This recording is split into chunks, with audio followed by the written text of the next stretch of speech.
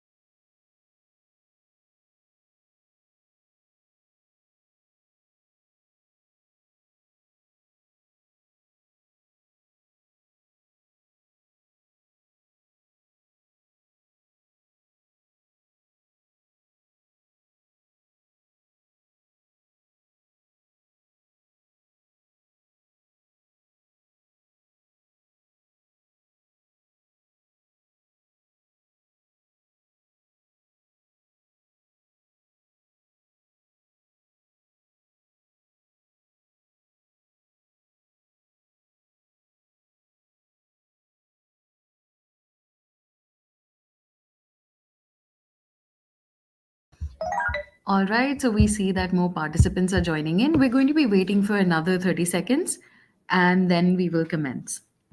Welcome and thank you so much for being with us here today.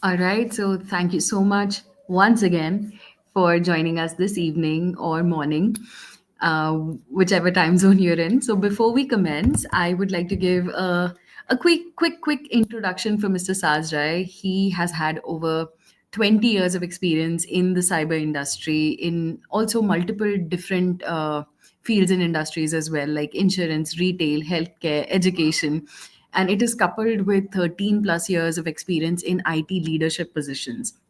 He's been a head of IT, he's been a CTO, he's been a VP of information technology, he's also been a CISO. And he has a thorough understanding of what the industry needs, what these examinations are all about, what they are trying to test in participants, And this makes him the perfect mentor for anybody who is preparing for ISACA or ISE2 certifications. So today he's going to be discussing CRISC. It is going to be one of our first webinars, in fact, on the topic of this certification. But rest assured, Mr. Rai has conducted, I'm sure at this point, hundreds of CRISC sessions with like thousands of learners already.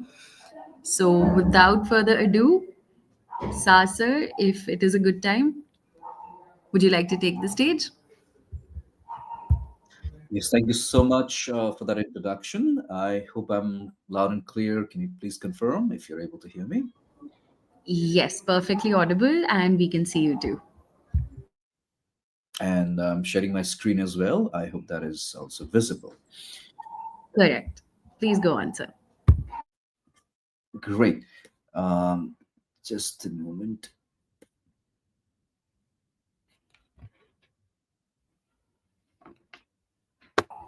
So while Mr. Rai is setting up, we So yeah, encourage so the welcome everyone, and to this series 2025 um, webinar. I just want to introduce to you what to expect from this particular webinar.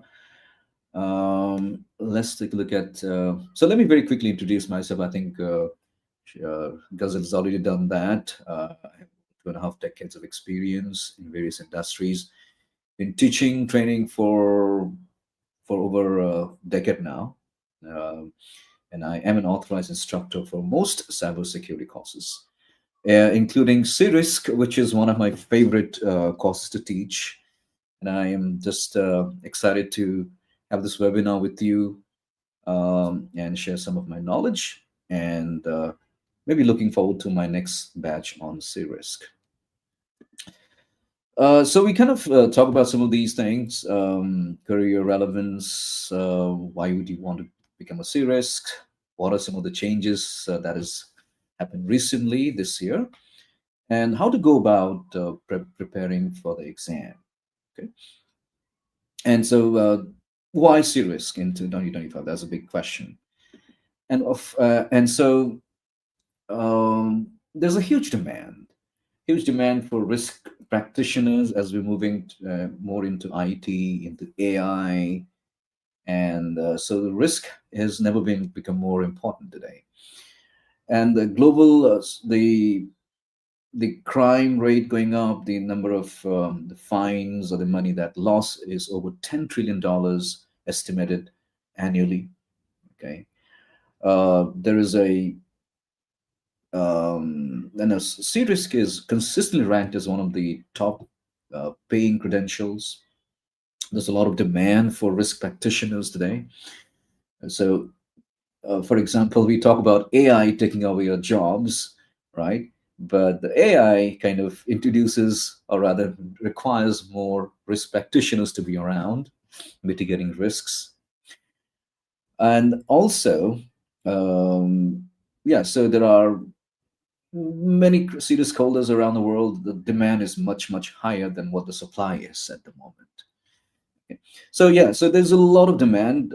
If there is one demand that's going to grow, that is the risk practitioners. And this particular course, it doesn't matter what role that you're playing. At the moment, you could be a security manager, you could be an auditor, you could be a VA, PT person, or a software developer. Really doesn't matter. Risk management is critical for everybody. So whatever role that you play, risk management is an important part of your responsibility. And so, unlike some other courses, when I like, let's say for example, the Caesar course is again more specific for your um, for the auditors or the CSM, mostly from the information security manager and so on. But the CRISC is a more generic course, though it comes from the risk practitioner point of view, but this can apply to any role that you play in the organization. Right? Now, the question is, are you serious about CRISC? And is this the right course for you? Right. So again, like I said, I think this course is relevant for anybody who is into risk, who's into security, information security. You could be a VA or PT, but this helps you grow into that IT risk governance or decision making role. So if that's something that you're interested in, well, this is the course. Okay. So does your experience align with IT risk and enterprise risk concepts? Okay. Again, there you go. Are you ready to move from that technologist mindset to more of a managerial mindset, the business risk professional? Again, that's another area you need to look into. Are you prepared to continuous learning? That's important from any ISACA course or any other courses. It's about a continuous learning. Serious is not the end of the world, and this may be the beginning or part of the journey. And so, once you become a serious, you need to continuously learn and gain those CPE points as part of the learning experience. Anyway, so there has been some changes in the series quite recently, and so the new exams already started since November. And the question is that a major change? The answer is, well, not really, not really. It's not a major change, as you can see, even in the percentages. We have four domains: governance, risk assessment, risk. I'll talk about these domains, but you can see minor changes in plus minus 2% here and there. Does it make a difference? Well, the percentage doesn't make a difference as such. Maybe, you know, three, four questions up and down shouldn't really make a difference as such. But there are certain additions that we need to be aware of. Not a major change as such. It's not something that is going to break your learning from what you have been learning so far. If you've already been preparing for CRISC previously, it's not going to make a difference. Though there are some of these new topics which I think is relevant, the changes around 5 to 10%, not more than that. So some of this new content that has been added, like the AI risks. Okay, so this is again very important again. So it's not going to be discussed so much a lot in detail here because they already have another AI related risk management course. However, we will be touching upon a lot of AI related risk, which is absolutely critical here in today's world. So all these AI related vulnerabilities, the different threats that poses to your enterprise. So we need to be aware of that. They've also added the quantum computing, and it's very interesting. Quantum, though it's not something that is in production today, but the quantum should be around in the next 5 to 10 years. But we need to be prepared today, right? So it talks about, say, harvest now, decrypt later. What does that mean? Well, it simply means that many of the top secret information or very sensitive information, which may be protected today using the regular uh, algorithms that we have today, and that's fine. We are still protected. But when quantum becomes a more of a reality, 5 to 10 years down the line, these top secret information being protected with the existing algorithms will no longer be safe, no longer be secure. So what the attackers are doing is that's collecting all of these top secret information today so that when the quantum is ready, they can decrypt it. So, so these things are very interesting. Harvest now, decrypt later, or encrypt now, decrypt later. These are some of the terms we will discuss. Zero trust, again, we are not here to learn how to implement zero trust, but the importance of zero trust and why is that important. So here we are mostly understanding the what and the why rather than the how. And there is more focus on the third party risk, the supply chain risk management. That's becoming more and more important. Think about some of the attacks that has happened recently, you know, because of the third party risks, supply chain risks. Okay, so we're going to talk about that more. The expansion on the focus on these areas highlights the importance of these domains.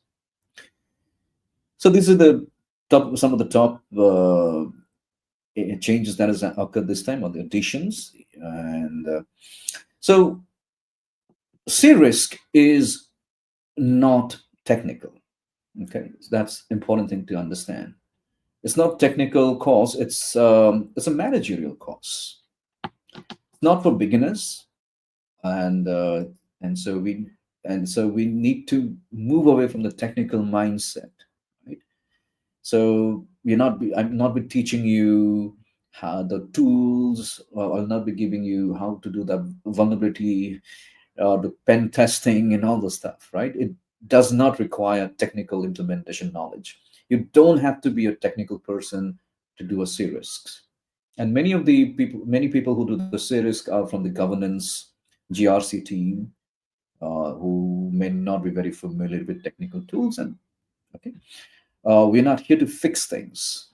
Okay, or we're not here to, again, like I said, move away from that engineer mindset to a more of a managerial mindset, right? Less of a practitioner, more of a manager or a leader. So the focus is going to be on the risk decisions, the business impact, the governance, and so on. Here is some interesting mindset that I have for you, just to give you an idea as to what a C-risk mindset looks like, right? This is what I teach during the course, the mindset. For me, I think the most important thing for me to teach in C-risk courses is the mindset. And that's what the ISACA wants you to learn. So, some of the things like risk ownership, right? Now, the risk is owned by the business. The IT does not own the risk. Okay. So, Frank, risk ownership matters more than the technical solution. Okay. Or risk ownership belongs to the business. The CISO does not accept the risk. Okay. Who accepts the risk is the risk owner, typically the business unit leader. And the CISO is more of an advisor, more of advising, or could be a control owner at the best, but is not the risk owner. Okay. And so we don't rush into fixing things when you see a problem. Okay. So it's the risk owner who will make the decision, and we will support the risk owner in implementing those controls. So which is based on the risk appetite. Okay. So again, like I said, risk is owned by the business, not IT.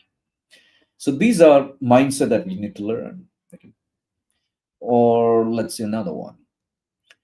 Yeah, risk assessments comes before the controls. Okay, so again, when you see a problem, we don't rush into fixing it. Okay, so we need to assess the risk before we evaluate. So we evaluate the impact, the likelihood, and only then we think about the response. Okay, so we always start with the risk assessment before we rush in, before we move into the response part. The controls come afterwards. And first, understand the risk. Okay, these are the C-risk mindset, the management, the manager mindset. It also says strategic value over tactical action. So again, saying let's implement SEAM immediately because that's the hottest thing around. Everybody's doing that. Well, then the answer is no. We don't do that. We don't just an upgrade a SEAM or buy a shiny new tool just because it's very nice or everybody's doing it. Well, we got to evaluate the business case. Do we actually need a scene? Okay, is it gonna and is there a return on investment? Will it reduce the risk to an acceptable level? Is it cost effective? Is it aligned to the business goals? These are the questions you need to ask before you rush into any technical solutions. So, a very important key, a lesson that you learn here in domain one is the business alignment. Right? What else? Um, Another one, business impact over technical severity. So you may come across a CVS score with a critical CVS score, and so the question is that something that I need to rush into? The answer is no. A presence of a vulnerability is not a risk. Okay, it's not a risk. Now, this is something that I teach and give you with more examples. A lot of people think just because there is a threat or there's a vulnerability that there is a risk to the organization. The answer is no. Okay, so if the fundamental concept of risk is a factor of likelihood into impact. Likelihood of what? Likelihood of a threat exploiting the vulnerability, which results in certain risk to the organization. And and so that is what we need to consider here. Okay? Just because there's a vulnerability does not mean that we have a risk, because we need to also assess the presence of a threat, also the presence of the impact. Okay? So that's what we need to understand. It says incident response starts with the plan. That's true. That's true. Do we have a plan? Do we have those? Do we have those procedures? Do we have the policies? Okay, and so we don't go into ad hoc reaction. That yeah, we have an issue. That's disconnect the server and notify the legal team. Is that the way to do it? No, no. Do we have a proper plan? That's what we should. That's what we should. What else? Prevention is preferred over detection. Okay, so always better. Always, it's important to log and monitor the firewall, for example, but it's also important to implement those preventive controls. In fact, we need to think about so all the controls and so we talk about, let's say, how do I prevent this incident from occurring or this risk from occurring? And then how do I reduce the impact if this particular incident or the risk materializes? So what do I do? So I need to think about both the things, not only the prevention, not only just the detection, but both. Okay, because there is no such thing in the world which is 100% secure. We cannot prevent everything, and so if something occurs, an incident occurs, then the question is, how do we deal with that? So we need to reduce the impact. So two parts of it, as I mentioned, have preventive controls to try and reduce the likelihood of a threat exploiting the vulnerability, and then have those detective and corrective controls to try and reduce the impact. So thinking both, that's important. It says communications with stakeholders is key. That's absolutely correct. So, and we talk about this while we do assess those risks. Well, we fix those risks. It's important to monitor and report these risks to the various stakeholders. Who are the stakeholders? Well, it could be your board, the management, the business teams, the operations teams, or any other stakeholders who would be interested in that, in those information. So the serious mindset values transparency. Okay, all those reports needs to state what's going on, traceability, and the accountability. Okay, so all of these things are critical. What else?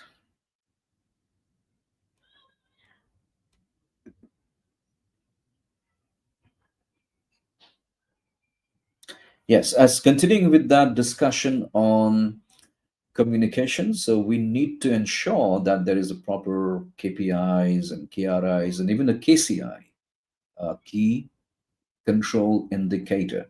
Okay, these are all very critical, and and we have dashboards and so on. We learn these things. It's so this data-driven reporting to the leadership or the stakeholders is absolutely critical.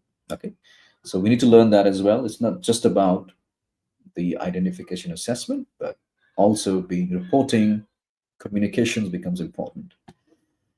And it says documented risk acceptance is a valid decision. Um, Management ignore the risk. Okay. Now, ignoring is not a very good option. We want to make sure the management formally accepts or avoids or transfers or mitigates the risk, whatever that option is, after evaluating the cost, the impact, the risk tolerance, and so on. Okay. So whether it's accepting or whatever the response is, it has to be a risk aware decision. Okay. And it has to be documented.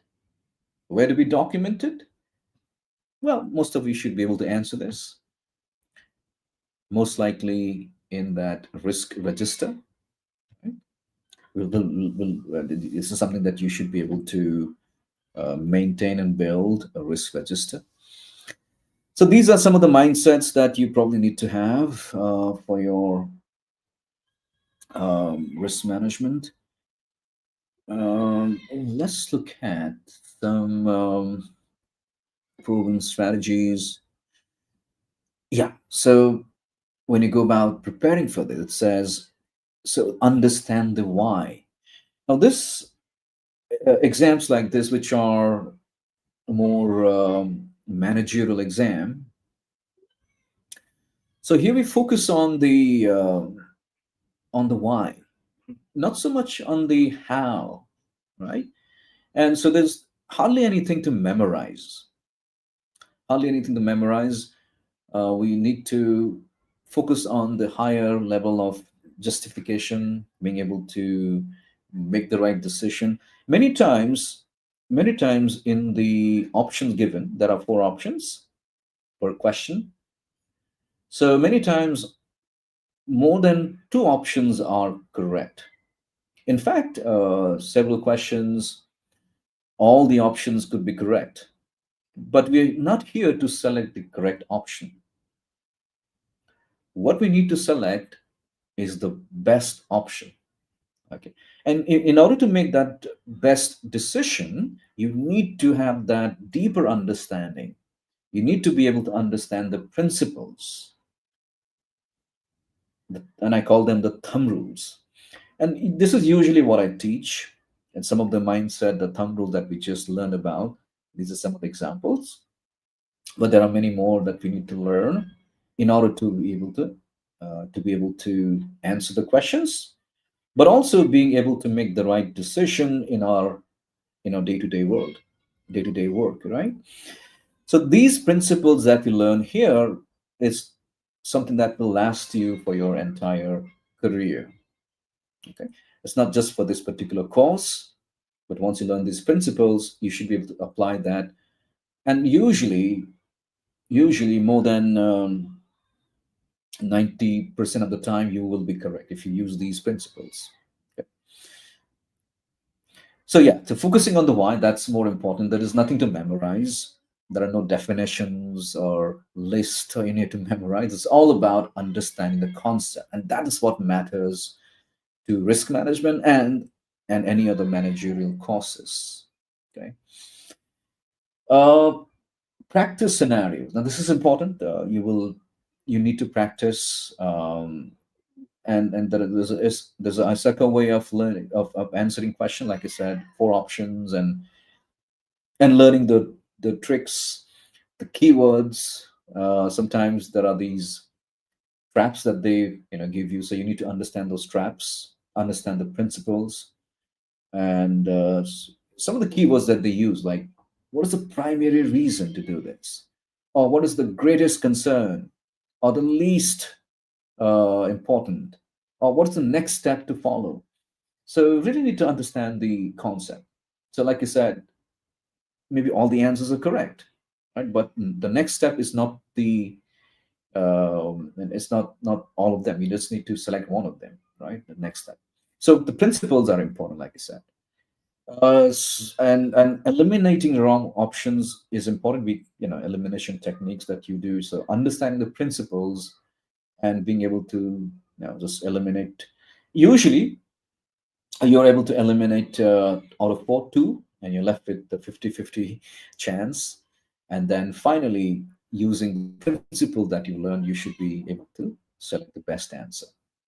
Okay. So there is a particular Isaka way of learning these things, and I will teach you these things, which principally the thumb rule is about the governance, about the business, rather than the technical stuff that we discussed earlier today.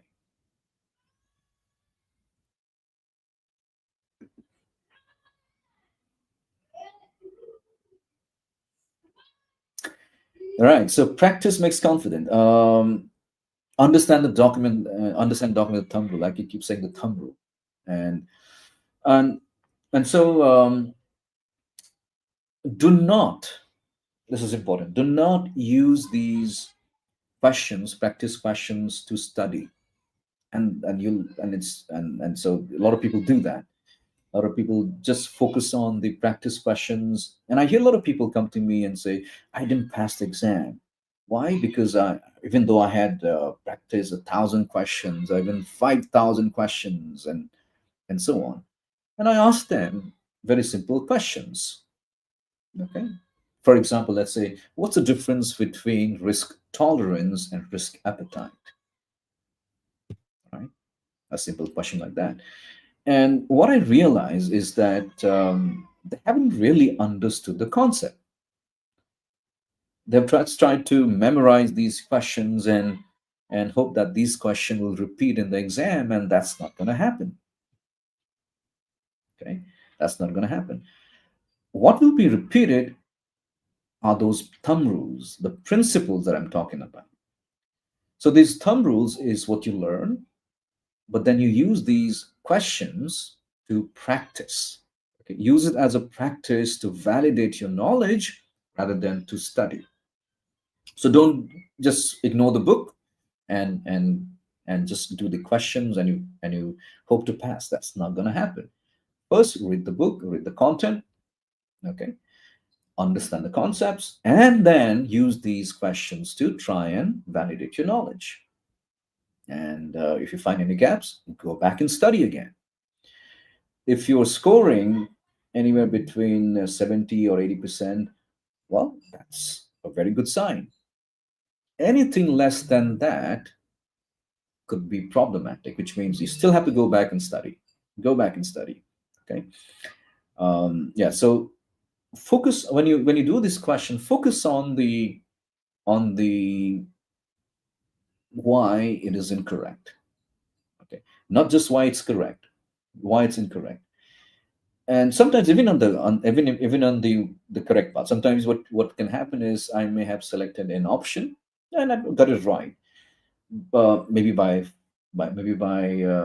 fluke, by chance. But remember that in the exam the same question will not be repeated, so the same concept could be repeated.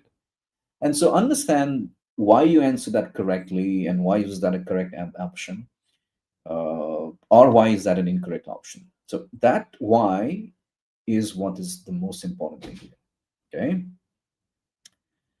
So practice every day.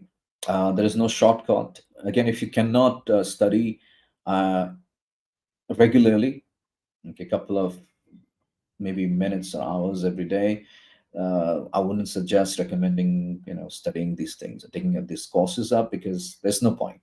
Yeah, okay. So I don't want you to lose your money. So if you cannot study regularly, I wouldn't say every day. Every day, obviously, that's really good. But if you cannot study regularly, then there is no point in taking up these courses. You'll just be wasting your time and money. So, so you should be able to get that time out. Maybe the holiday season coming up, that'll give you that time to invest on your knowledge, invest on studying. But you have to do that. You have to do that. No training in the world will make you ready.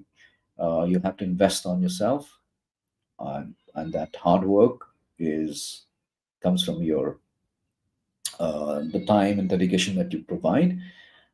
As an instructor, what I can do is give you that foundational knowledge, give you the launch pad to for you to prepare, and so you know exactly where to focus on. You know exactly what the the best practices are, or the thumb rules are, and so on. But it's you who have to practice. You have to go over that iterative learning process to make sure that you really are able to understand those concepts, are able to apply those concepts, and do well in the exam. Okay, so that's very important. You need to find that time. You may have to speak to your family members. You may have to speak to your bosses to to kind of help you, or to kind of help you with that time. But there is no substitute. Okay? There's no, like I said, there's no cramming. You cannot mug up the questions and take it. You have to have that deeper understanding. Yeah, so some of the common mistakes to avoid. Okay, so avoid being technical. This is not a technical course. So if you think too technical, okay, I need to, for example, I need to implement a firewall. No, that's not what you do. You first need to understand, do you actually need a firewall? Okay. So ignoring the Isaka mindset. And like I said, those there are certain things that Isaka wants you to do, and that's what you learn. Understand. So many people kind of underestimate certain domains. They feel that this domain, I'm very comfortable with that, or they might feel this is not really important for me in my career or whatever it is. So they might underestimate certain domains, and that is something we should probably avoid, right? All the domains are equally important. So they're not underestimate anything. So equally, the percentages are not really massive differences. I think so. I think the highest is 26%, the lowest is 20%. Um, so not practicing scenario questions. Yeah, as I mentioned before, you need to practice. Okay, like not study, but practice these questions. Okay, so sample study plan. Okay, so you have to, like I said, have to study every day. There are four domains. Even if you spend one domain per week, that's about 4 weeks, right? And so that means you should be done with your study in about a month's time, and then it's now time to, okay, revisit that, because what happens sometimes is when you complete domain 4, you would have forgotten domain 1, and now you go back to domain 1, and so after a couple of iterations is when you start to kind of remember things, right? And so you can have your own study sample plan. This is just a sample study plan for yourself, for you.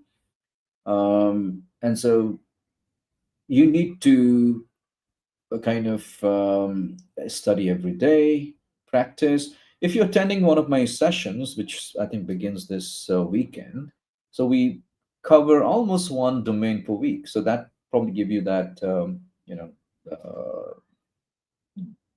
this particular, we cover one week per domain. So after 1 month, you're done with all the four domains.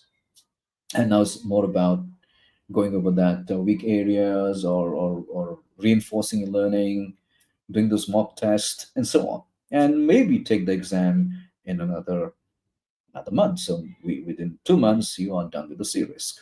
Okay. Yeah, so probably something like that, and it's up to you. Some of you may say, I want to study 8 hours a day, and want to complete that in 1 month, or I don't know, a couple of weeks time. So again, you can do that. CRISC generally is not a very difficult exam uh, compared to CISM or CISA. CISA is more difficult. CISA is difficult. CISSP are more difficult. CRISC, I think, relatively easy is what I think. Once you understand the principles, then it's not so difficult. Okay. So 1 or 2 months is the max you should plan for, and if you can spend more time, you can even attempt sooner. Well, final tips for you. Well, so first of all, spend time learning these concepts. Okay, all these job practices in the domains and the tasks from the book, learn that first. Okay. Time management is important in terms of studying or even the practicing for the questions. Uh, so we have about 150 questions to answer in 240 minutes, which is about 90 questions per second. And it doesn't sound much, but once you start working towards the time management, then you'll have enough time. I usually complete these exams in 2 hours, and then the next 2 hours spent on reviewing and reviewing them at least 2 3 times and answering some of those difficult ones that I've marked for review. So, but time management is something you need to learn. It's going to be an iterative study. Like I said before, you once you study domain one and and next domain four, you probably forget some of the domain one concepts. So it's again come back and study it again. So it will take some time for you to get used to these concepts. Okay, you would have forgotten what is RPO, what is RTO. We learned that in domain one. Okay, let's go back and study one more time. So it'll take some time. Okay, that's what most human brains work. That's how it works. I know some people who have a really good memory. So if you're the lucky one, then you may not need that. But for most of us, that iterative study is very, very critical. You need to self-assess, and so your risk thinking. How do you do that? Maybe the practice questions. That's one of the way to do so, right? So and so look at any in day-to-day job and see how should I attempt this based on the principle that I've learned. So try to do that, and more often than not, once you understand the principles, you would be correct. Avoid cramming. There is no rote memorization for this exam, so you really need to understand. Okay, you really need to understand. There is no shortcut to cramming and rote memorization. It's all about understanding and applying the principles. And discuss the risk scenario with peers. Now, so find a study group, uh, and so Protect Academy has these study groups that you could join, or the ISEC also has the study groups, so you could join. It's really valuable, or within your organization, you may want to join, talk to your colleagues, your friends. One of the things I would do when I'm studying anything is I would say, hey, join me over for lunch, and I'm going to teach you a particular concept. Say it's risk assessment. I'm going to teach you risk assessment. Come with me. So I find that the best way to learn is to teach. And if your friends are willing to do so, why don't you do it? Right? Why don't you teach them a particular topic? And that way, it validates your knowledge as well. You can find some gaps in your understanding in that scenario. Okay. Anyways, these are some of the tips to practice and study. And remember that C-risk rewards risk judgment. It's not the technical depth. You don't have to be a technical genius for C-risk. Okay? And technical control is, in fact, just one of the controls that you need to be aware of.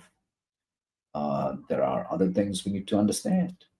There are other types of controls we need to understand, which includes physical as well as administrative controls. Anyways, that's it for today. Yeah, so any questions? I think you could use the LinkedIn to post your queries. I will wait for a moment. Hi, sir. Wonderful session, sir. You've covered a lot. And I think what we learned primarily today is that CRISC is not just a certification, right? It's a mindset. So if the mindset is right, then I think the exam process becomes much, much easier. Great. So we have a few questions from LinkedIn. So I'll post them on the screen and I'll read them out for you as well. So Sharath is writing from LinkedIn. He's asking, it's a hypothetical situation he's put up. He's saying what to do if risk is known and everyone is aware, but no one is paying attention even after a lot of follow ups.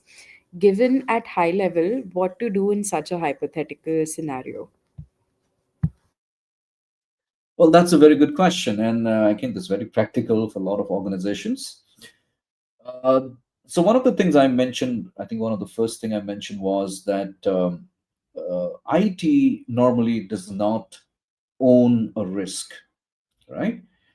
And I there was a couple of slides also I mentioned that risk has to be accepted by a risk owner, which is typically depending on the kind of risk, but typically a process owner or the business owners. My job as a risk practitioner is to make people aware of what the risk is. Right? So, and it has to be done in a formal manner. But as I mentioned, there's a risk. There could be a risk uh, register. Okay. And the question for you is in that hypothetical scenario is have we identified the risk owner? And if there is no risk owner, then obviously nobody's going to take that accountability for a risk. And so that's the first thing. If the risk owners are not being identified, then who's accountable for that? Who's answerable for that? The answer is the senior management, right? Because at the end of the day, they are answerable for the risk to the organization. So your job as a risk practitioner or a security practitioner is to communicate these to the management through proper formal channels and help them aware, make them aware of issues like this that hey, we do not have a risk owner, or the risk owner is not owning the risk or is not making the right decision. Because unfortunately, you cannot make that decision about the risk. What you can only do is highlight, report. Okay, we have a risk. Nobody's paying attention. The risk owner is not defined, or the risk owner isn't paying attention. That's all you can do. So keep that communication open. If they do not want to take that ownership, unfortunately, I cannot take that ownership. Oh, right, right. Great, sir. There is another question by Thiru. He's again writing from LinkedIn. He's asking individuals having extensive experience in physical security, business continuity, and supply chain risk management, are they eligible to go for the CRISC certification? Perfectly, yes, absolutely, absolutely. So this typically aligns with all of these things that you said. Okay, some bit of technical knowledge is also important. Like for example, what's the like some not very deep knowledge, but let's say the use of encryption or access controls and so on. These things would add value because we need to also understand the technical controls. But like I mentioned before, security controls belongs to three categories: the physical controls, the technical controls, and the administrative controls. You seem to have the two controls, administrative and the physical one. The technical, if it is missing, you probably need to study that a little bit more. But it's not a very deep technical knowledge. So you need to have broader understanding, basic understanding of these controls that I talked about, like a firewall. What does a firewall do?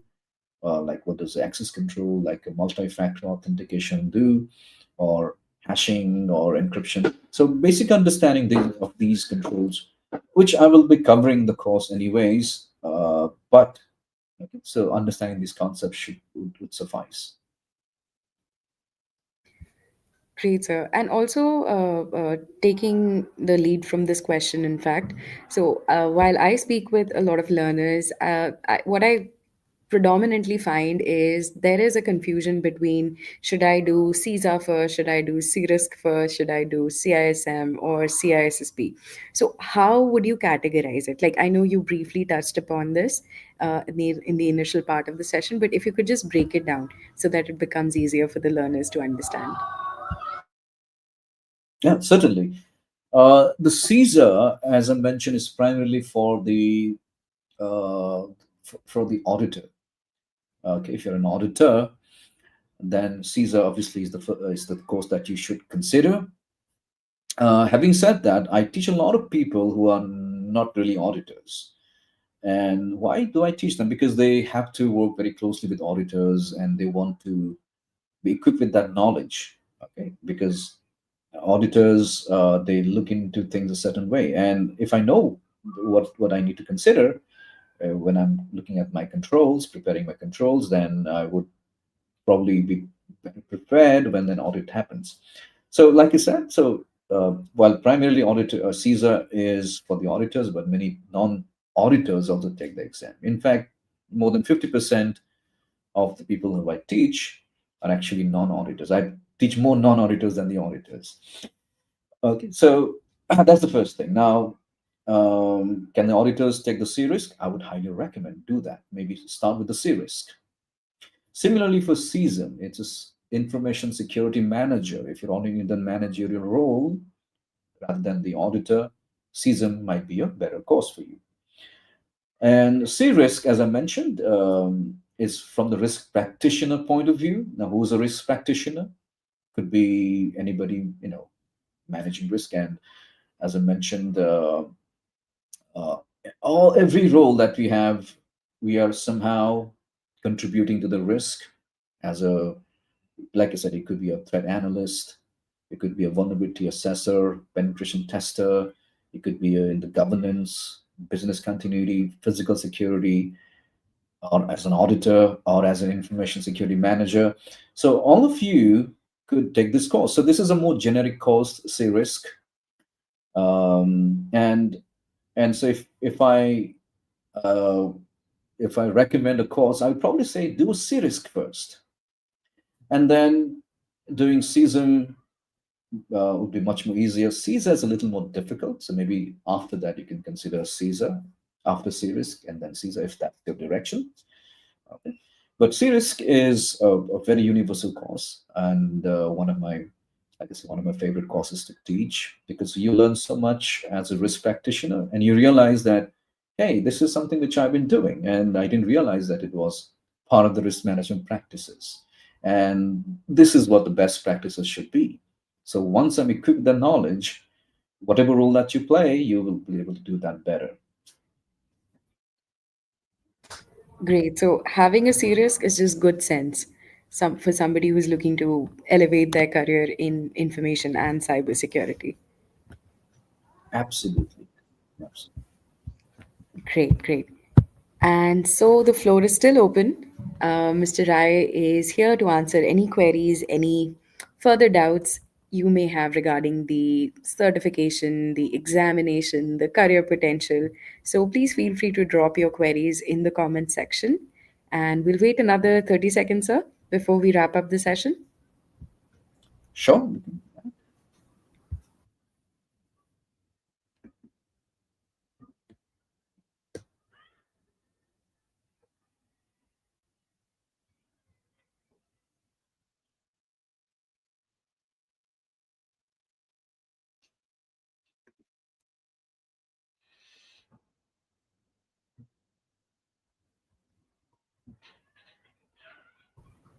Also, in the meantime, I am flashing our numbers on the screen. Anybody who's looking to get started on your CRISC certification journey, please feel free to reach out to us. We'll be happy to help you set up and get started, and your mentor will be the one and only Mr. Sajrai himself.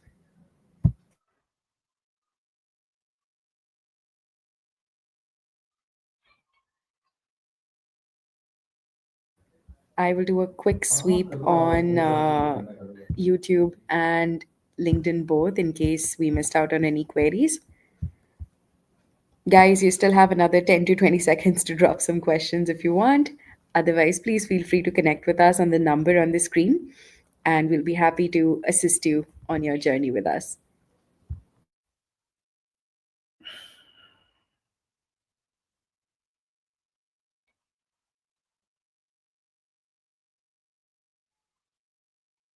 Oh, all right. So, sir, Satish is writing from LinkedIn. Is there any risk certification other than ISACA?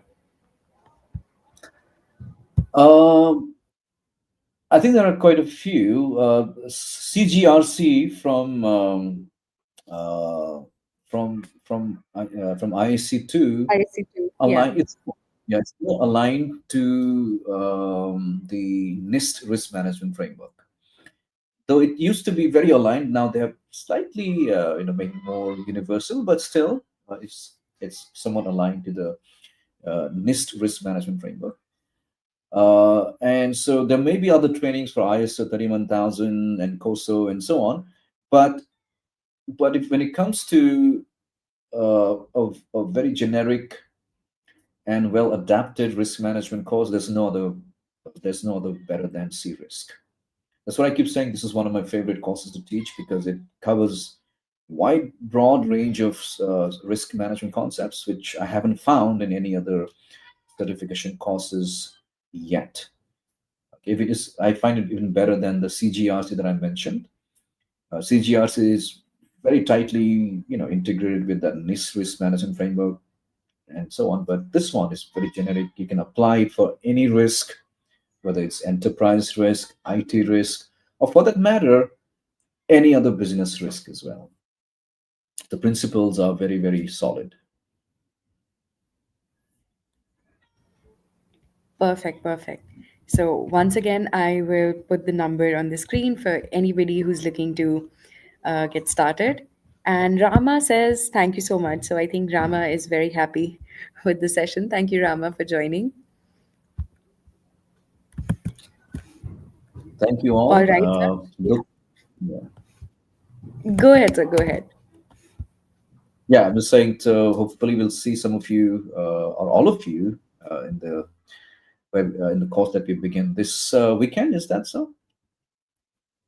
Yes, correct. It starts this Saturday. This Saturday. So thank you very much, and take care. Perfect, sir. Thank you so much for guiding us in such depth today. And thank you for all the participants for keeping the session engaged.